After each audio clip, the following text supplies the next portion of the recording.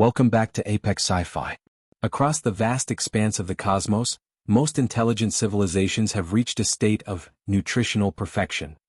They have mastered the science of the nutrient cube. It contains exactly the right amount of vitamins, minerals, and proteins to keep a biological organism running at peak efficiency. It is odorless, colorless, and tastes like absolutely nothing. It is the pinnacle of logic. It is the ultimate expression of a post-hunger society. It is also, according to a man named Daryl from Polk County, complete and utter garbage. When Daryl was abducted by the Xylothian research vessel during a particularly ambitious Thanksgiving attempt to deep-fry a whole alligator in his carport, he didn't bring any weapons. He didn't bring any maps. He brought a 5-gallon bucket of peanut oil, a heavy-duty propane burner, and a secret dry rub recipe that he claimed was given to him by a ghost in a dream. To the Xylothians, Daryl was a primitive ape. They expected him to sit in his cage and eat the gray cubes. They didn't realize that Daryl was a missionary of the Golden Crunch. And before the week was over, the Xylothians would learn that the laws of nutrition are nothing compared to the glory of the everything is better fried principle. Put on your apron and stand back from the oil. This is the story of the great intergalactic fry-up. The Xylothian chief science officer, a being made of sentient blue gas contained within a glass suit named Vorn, watched the security feed in horror. The specimen has breached the engineering bay, Vorn hissed through his vocoder. He has bypassed the thermal locks of the matter transmutation forge. Is he trying to sabotage the warp drive? Is he trying to blow up the ship? No, sir, the security droid replied. He appears to be pouring a viscous yellow liquid into the secondary cooling vat. He is also humming a tune about a woman named Jolene. Daryl had found the perfect setup. The transmutation forge was capable of maintaining a constant temperature of exactly 375 degrees, the holy grail of deep frying. He had scavenged a large metal mesh screen from the ventilation system to use as a basket. He looked at the gray nutrient cubes the aliens had given him. He shook his head in pity.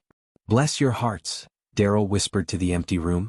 "Y'all are smart enough to fly through a wormhole, but you're eating like you're in the state penitentiary." Well, Daryl's here now. And class is in session. Daryl didn't just fry the cubes. He realized that the Xylothian ship was full of things that, physically speaking, had the perfect surface area for a batter. He started with the glow wheat from the hydroponics bay. It was a bioluminescent grain that tasted like air. Daryl dipped it in a batter he made from crushed crackers, synthetic milk, and a dash of the ship's liquid coolant, which he swore tasted just like lime juice. Zzzzzzzzzzzzzzzzzzz. The sound of the first fry-up echoed through the ship. It was a sound the Xylothians had never heard. It was the sound of moisture meeting extreme heat and transforming into art. The smell drifted through the air vents. It was a complex aroma, fatty, salty, and golden. It bypassed the logical centers of the alien brains and went straight to the primitive, lizard brain hunger they thought they had evolved past. Vorn and a squad of guards burst into engineering, their plasma rifles leveled at Daryl. Daryl didn't move. He just held up a long metal rod with a golden-brown, crispy clump of glow wheat on the end. "You want a bite, Sparky?" Daryl asked, grinning through his mullet. "It's still hot. Don't burn your, whatever it is you have for a mouth." Vorn hesitated. His sensors indicated the object was biologically hazardous and high in trans fats. But the smell was overwhelming. He opened a small intake valve on his glass suit and drew in the aroma. 30 seconds later, Vorn was sitting on a crate, eating his third plate of fried glow wheat. "The texture," Vorn whispered, his blue gas pulsing with pleasure. "It is not just fuel. It is a structural experience. The crunch provides a rhythmic satisfaction to the mandibles. Why have we been wasting our time with cubes?" Daryl realized he had a captive audience. He began the Phase 2 of the Florida Man Culinary Offensive. "The thing about frying," Daryl told a group of wide-eyed alien engineers, "is that the object inside don't even matter that much. It's about the crust. You get the crust right and you could eat a hubcap." To prove his point, Daryl took a memory crystal, a small, semi-solid data drive used for storing ship logs. He dipped it in batter, tossed it in the vat, and served it with a side of Daryl's swamp sauce, a mixture of ketchup, mustard, and engine grease that he claimed was basically aioli. The lead engineer bit into the fried crystal. "It is crunchy on the outside and it tastes like the history of the fourth quadrant on the inside," the engineer cheered. "I can taste the coordinates of the Orion Nebula. And it's delicious." The ship's mission was quickly forgotten. The Xylothians were no longer interested in mapping stars. They were interested in what else could be fried. Daryl became the Grand Master of the vat. They brought him exotic biological specimens from across the galaxy. Daryl fried space moss from the moon of Titan. He fried the sentient grapes of Sector 7. They screamed a little, but the flavor was worth it. He even tried to fry a small maintenance robot, but the oil kept getting into the gears and making it spicy. The true test came when a rival warfleet, the Krogath, intercepted the ship. The Krogath were a species of giant, angry crustaceans who valued strength and aggression above all else. They boarded the ship, ready to slaughter everyone. The Krogath commander, a massive lobster-like creature with a titanium-reinforced shell, stomped onto the bridge. "Pathetic Xylothians," the commander roared. "Prepare to be wait. What is that smell?" Daryl was standing in the middle of the bridge with a portable fryer he had built out of a spare fuel tank.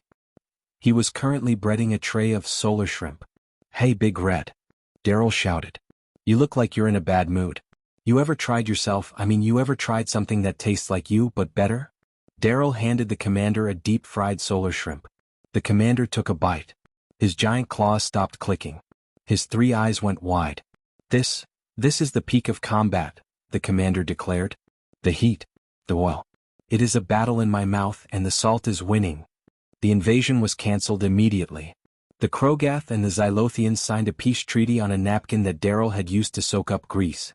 The treaty stated that both empires would merge into a single Golden Crust Alliance, with Daryl as the supreme culinary advisor. Daryl stayed with the aliens for a year. He taught them the secrets of the double batter. He showed them how to use zesty spices. He even convinced them to build a planet-sized deep fryer that used the heat from a white dwarf star. They called it the Great Vat of Polk County. But eventually Daryl got homesick. "I miss the humidity," Daryl told Vorn. "And I miss the smell of a swamp at midnight. Besides, I think I left the stove on back home." The aliens were heartbroken. They offered him a throne made of fried gold. They offered him a harem of sentient gas clouds. But Daryl refused. They beamed him back to his carport in Florida, right at the exact moment he had left. Daryl looked at his alligator, which was still raw and sitting on the counter. "Well," Daryl muttered, wiping his brow. "Time to get to work." Back in the deep reaches of space, the Xylothian Empire had changed. They no longer ate nutrient cubes. They spent their days finding new things to empanate. Archaeologists from the future would eventually find the ruins of their civilization. They wouldn't find statues of kings or tablets of laws. They would find millions of fossilized pieces of deep-fried everything. And at the center of their capital city, there stood a massive golden statue of a man with a mullet, holding a spatula in one hand and a bottle of hot sauce in the other. The inscription at the base was written in every language in the galaxy. It simply said, "Everything is better with a crunch. All hail Daryl." This has been Apex Sci-Fi. Evolution takes millions of years, but a good batter only takes 5 minutes. If you have ever eaten something healthy and immediately wished it was fried, hit that like button. You are Daryl's chosen people. Comment below, what is the weirdest thing you have ever seen someone deep fry? In Florida, the answer is usually everything. Subscribe. And remember, if it's golden brown, it's good for the soul. Oil's hot.